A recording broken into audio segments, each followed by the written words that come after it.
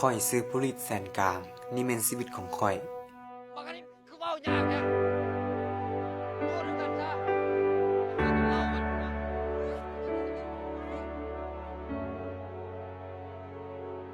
พ่อกับแม่ของข้อยแยกทางกันเหลือแต่ข้อยกับน้องต้องเบิ่งแยงกันย่า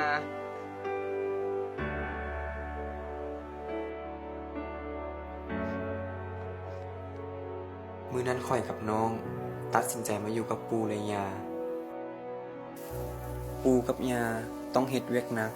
เพื่อเบิ่งแยงพวกเฮาปู่อยากให้ข้อยออกจากโรงเรียน เพื่อมาช่วยกันเฮ็ดเวียก ร้านจะนุ่งเครื่องไปซะ หลานต้องไปโรงเรียน โมต้องไปแล้วเนี่ยนะเปลี่ยนเครื่องซะ แต่ข้อยทิ่มการเรียนบ่ได้เพราะข้อยเชื่อว่าวิชาความรู้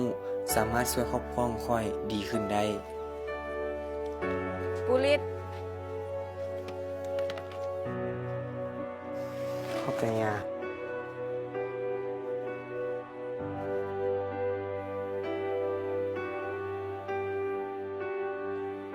ลูกเอ้ย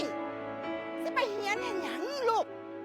อยู่เฮือนอยู่ซานซอยเวียกพ่อโตไม่โตบ่ดีกว่าหวะ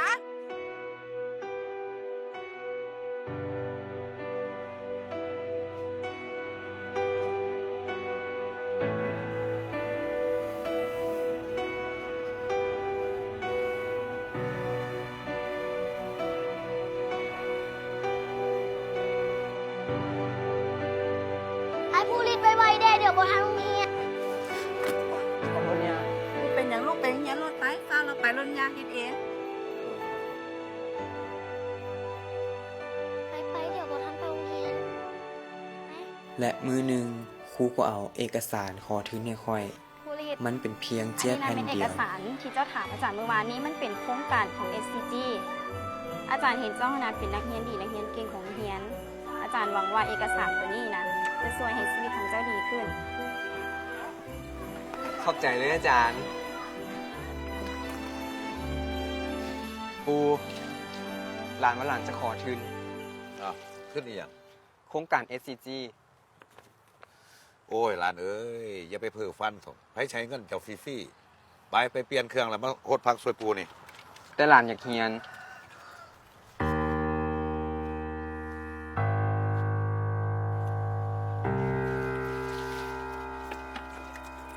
ผมยางามเนาะ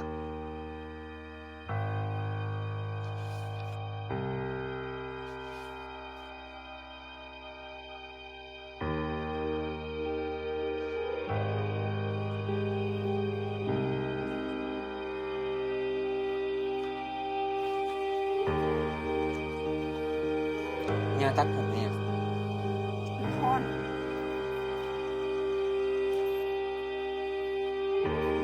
จ่ายค่าเฮียนลูกแล้วก็จ่ายให้น้องพร้อมเด้อ โดยย่าขอบใจย่า สบายดี มีเวียกอย่างให้เราเห็นบ่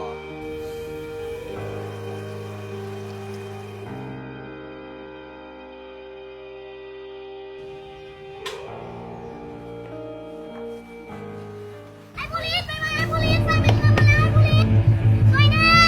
ช่วยนะเร็วช่วยผู้รีดไปไหม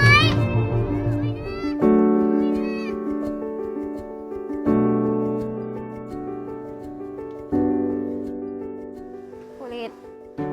หลานเป็นอย่างนี้ เอกสารขอทุนหลาน ไฟใหม่หมดแล้วอาจารย์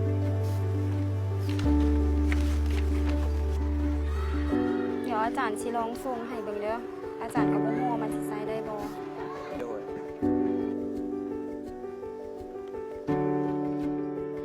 ข้อยบ่ฮู้ว่าสิ่งที่ข้อยเฮ็ดมันจะเป็นความจริง หรือเป็นเพียงความเพ้อฝัน คือปู่ข้อยเว้า ปุริตนอนซะลูก โดยย่า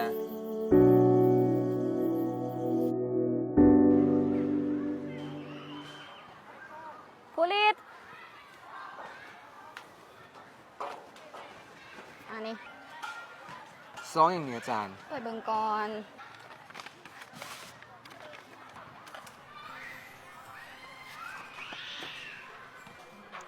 ร หลานได้ทุนวะเนี่ยอาจารย์ นั่นแล้ว ขอบใจอาจารย์ อาจารย์ดีใจนำเด้อเป็นเพื่อนหลักก็ตั้งใจเฮียนในเด้อ โดย ขอบใจหลายอาจารย์ ว่าเป็นอย่างว่าเป็นอย่าง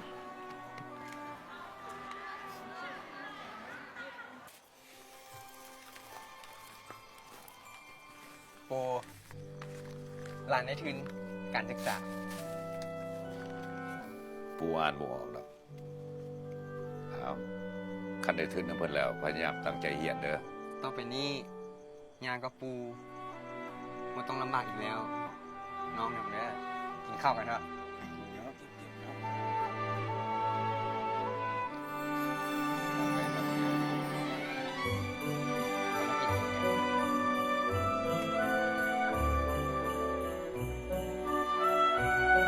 โอเลียดตั้งใจเฮียนเด้อลูก โดยยา เจียใบนั้นจาก SCG เฮ็ดให้ค่อยได้เฮ็ดตามความฝันที่ตั้งใจไว้ และค่อยจะนำความรู้ทั้งหมด มาพัฒนาชุมชน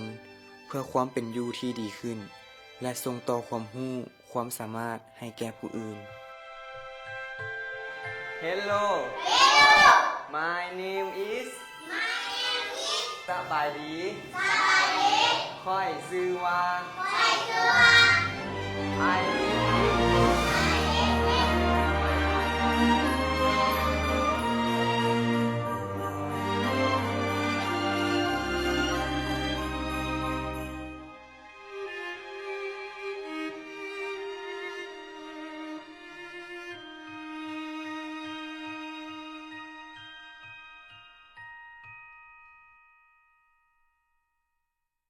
SCG, Passion for Better.